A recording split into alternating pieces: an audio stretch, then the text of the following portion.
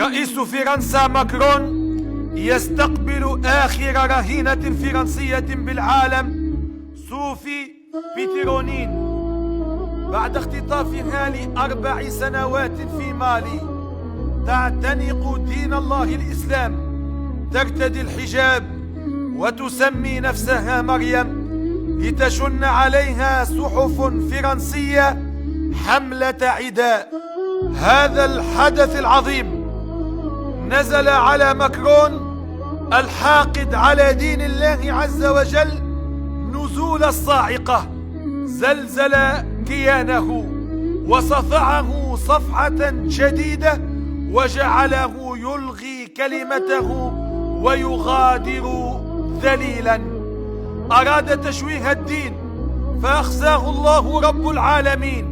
قال جل من قائل: يريدون ليطفئوا نور الله بأفواههم والله متم نوره ولو كره الكافرون.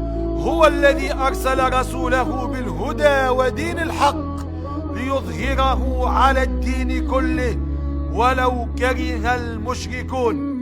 كان يستعد ويهيئ نفسه حتى يوظف كلمته في حفل استقبال الأسيرة الفرنسية لتشويه صورة الإسلام العظيم وبث السموم والكذب والافتراء على دين الله عز وجل، فجعل الله كيده في نحره وأخزاه الله، وانقلب السحر على الساحر وعلى الماكر تدور الدوائر.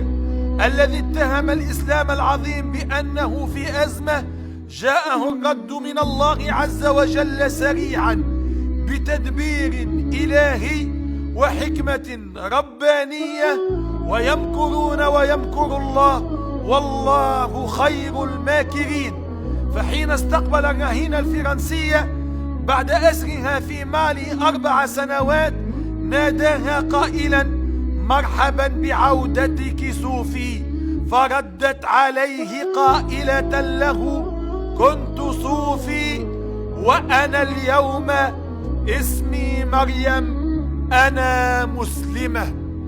إن الدين عند الله الإسلام، ومن يبتغي غير الإسلام دينا فلن يقبل منه وهو في الآخرة من الخاسرين.